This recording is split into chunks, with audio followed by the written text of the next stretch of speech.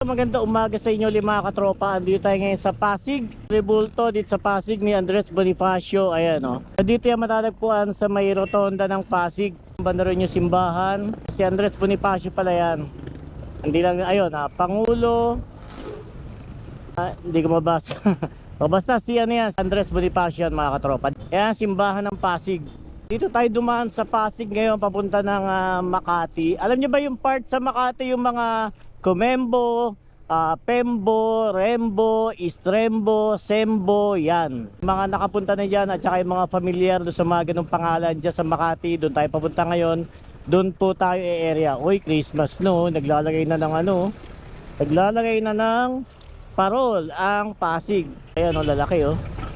Ngayon, subukan nating alamin mga katropa, bakit yun ang pangalan ng mga barangay doon.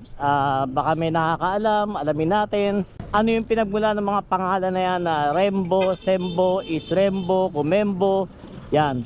Okay?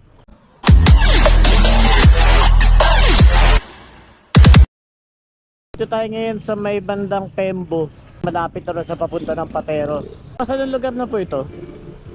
West Rembo. West Rembo. Pwede ba matanong sir, bakit siya tinawag na West Rembo? Bakit siya Rembo? Rembo, ano yan Ranger Enlisted Man, Barrio.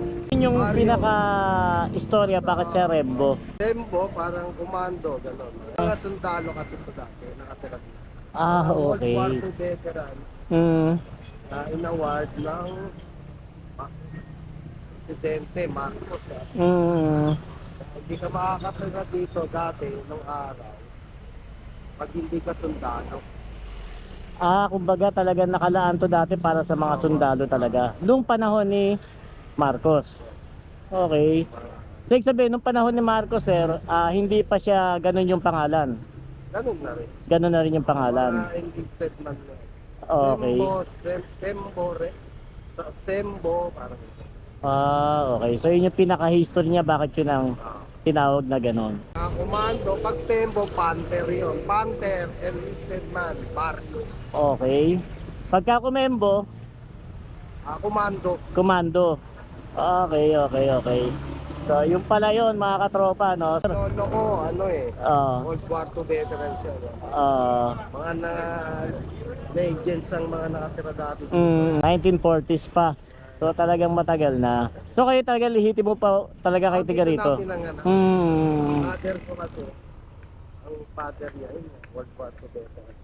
Yun, okay. So, pangalan na sir, shoutout po kay Sir Linus. Ano po yung first name nyo? Fernando, Linus Fernando. So, bali kayo po ay, ano po rito? PSG. Okay. So, ito, Makati, tama po. Ngayon, Taguig na. Taguig. Papanood nyo yung latest vlog ko tungkol po doon sa traffic enforcer na nag-alok ng libreng towing. Trending po ngayon niya, makikita nyo po doon sa page ko yung Mototropa.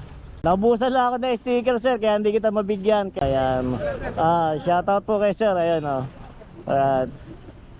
Ayan. Thank you.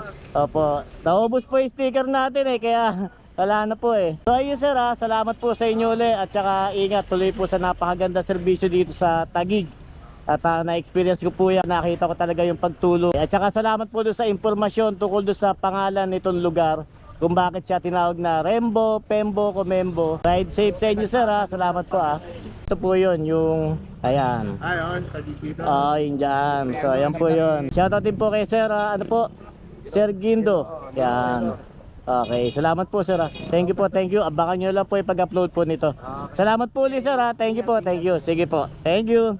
So ayun, doon sa napagtanungan natin, si Sir Linus, nakwento naman niya kagad kung bakit yun ang mga tinawag dito sa mga lugar dito sa Makati. Okay, so na-tsempo natin na alam niya yung istorya kagad. Ganun pala yun.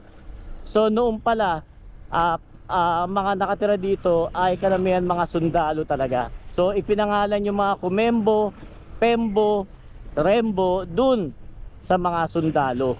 Yun pala yun. Alright?